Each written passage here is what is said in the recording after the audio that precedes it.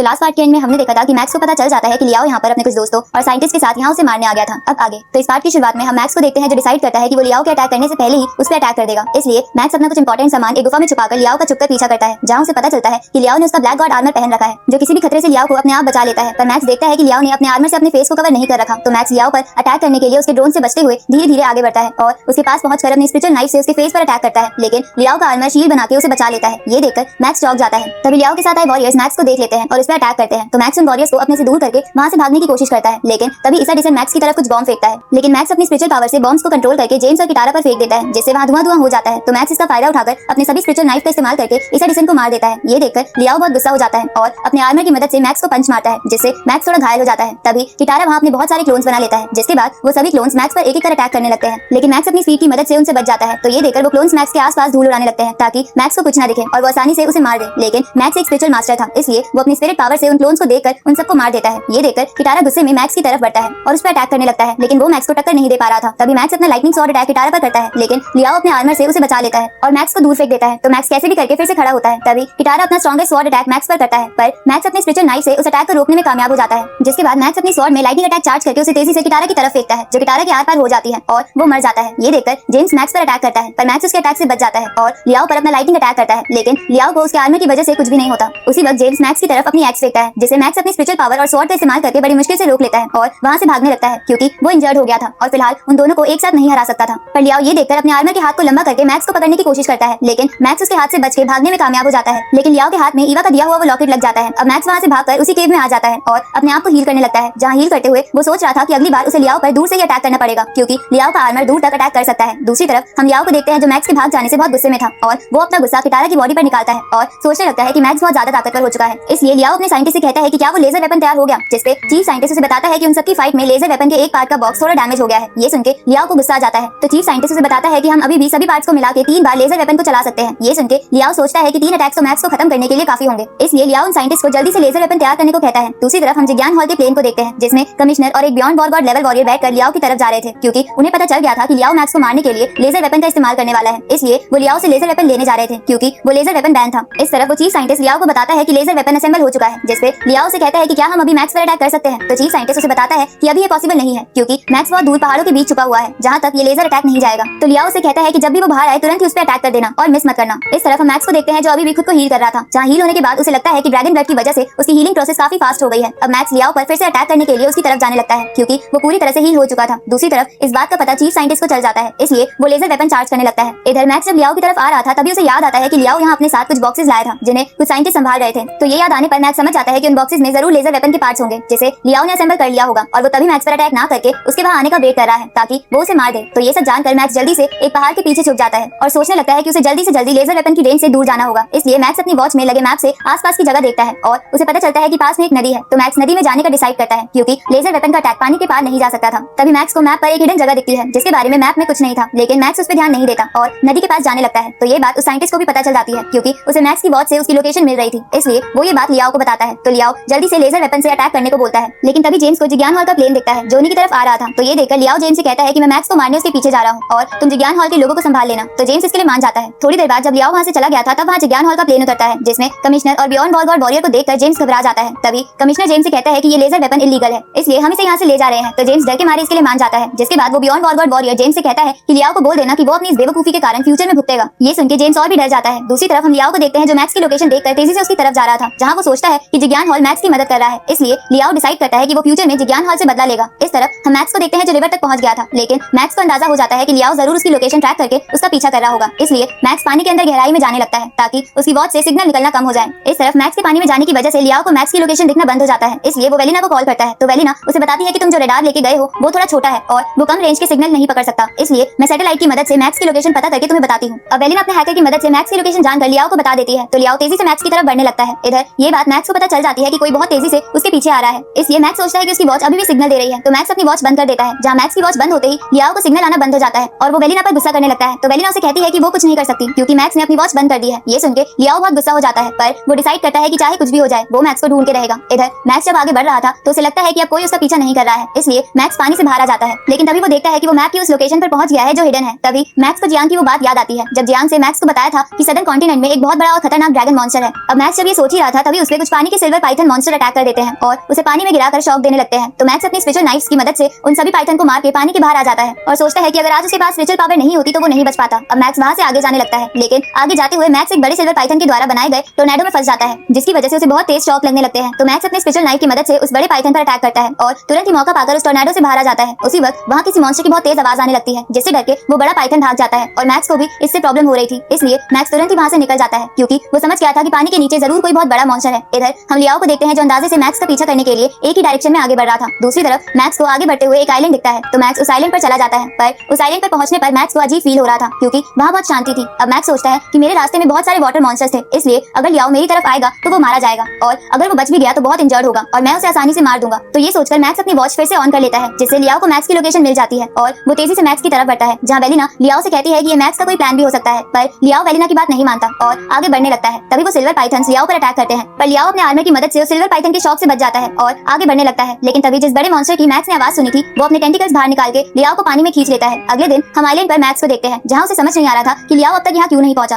पर मैक्स इस बात को छोड़ के उस आइलैंड को एक्सप्लोर करने के लिए उसके बीच में जाने लगता है। थोड़ी देर बाद लियाओ उस मॉन्स्टर से बच के उस आइलैंड पर आ जाता है, जहाँ उस मॉन्स्टर के टेंटिकल्स उस आइलैंड की तरफ नहीं आते। ये देखकर लियाओ हैरान हो जाता है कि ऐसा इस आइलैंड पर क्या है जो इस बड़े मॉन्स्टर को भी डर लग रहा है। इसके बाद लियाओ अपनी वॉच से मैक्स की लोकेशन देखता है, लेकिन लियाओ की वॉच खराब हो गई थी। लेकिन लियाओ को ये पता चल जाता है कि मैक्स की लास्ट लोकेशन इसी आइलैंड की थी। इस तरफ मैक्स को उसके भाई की कॉल आती है, जो उसका हालचाल पूछता है। तो मैक्स उसे कहता है कि वो बिल्कुल ठीक है। साथ ही मैक्स उसे बताता है कि वो इस साल के अंदर अंदर वाटर ऑफ लाइफ ले आएगा, जिससे उसका भाई फिर से चलने लगेगा और उसकी शादी उसकी गर्लफ्रेंड से हो जाएगी। ये सुनकर मैक्स का भाई खुश हो जाता है। अब मैक्स उस आइलैंड के और अंदर जाता है, जहाँ उसे एक घना जंगल मिलता है, पर उसे वहाँ एक भी मॉन्स्टर नहीं दिख रहा था। तभी उस पे एक फ्लावर मॉन्स्टर अटैक करता है, लेकिन मैक्स उससे बच जाता है। तो कुछ छोटे छोटे और प्लांट मॉन्स्टर मैक्स पर अटैक करते हैं, पर मैक्स उन्हें अपने स्पिरिचुअल नाइफ से मारता है। लेकिन मैक्स के स्पिरिचुअल नाइफ उस बड़े फ्लावर को नहीं काट पा रहे थे, तो मैक्स उस फ्लावर मॉन्स्टर को अपने स्पिरिचुअल नाइफ में उलझाकर अपनी स्वॉर्ड का इस्तेमाल करके उसे काट देता है। जिसके बाद मैक्स सोचता है कि ये प्लांट मॉन्स्टर यहाँ क्यों है, क्योंकि ये तो सिर्फ यूएस एंड कनाडा में ही पाए जाते हैं। अब मैक्स आगे बढ़ने लगता है, जहाँ उसे कुछ ट्री विलो मॉन्स्टर दिखते हैं, जो मैक्स को देखकर अपने टेंटिकल्स की मदद से उसे पकड़ने की कोशिश करते हैं। पर मैक्स उन टेंटिकल्स को वहाँ से काट के भागने की कोशिश करता है, लेकिन तभी उन ट्री विलो मॉन्स्टर्स में सबसे बड़ा ट्री मैक्स को अपने गोल्डन टेंटिकल्स में फंसा देता है, जिसे मैक्स अपनी स्वॉर्ड से भी नहीं काट पा रहा था। तो मैक्स अपनी स्वॉर्ड में लाइटनिंग पावर डाल के उस टेंटिकल को कैसे भी काट के वहाँ से भागने लगता है, पर वो ओल्ड ट्री मैक्स के ऊपर एक और जाल बना देता है। ये देखकर मैक्स अपने स्पिरिचुअल नाइफ का इस्तेमाल करके सुरंग बनाता है और उसमें जाने लगता है। तो वो टेंटिकल्स वापस चले जाते हैं, क्योंकि उनकी लेंथ इतनी बड़ी नहीं थी कि वो मैक्स का सुरंग में भी पीछा कर सके।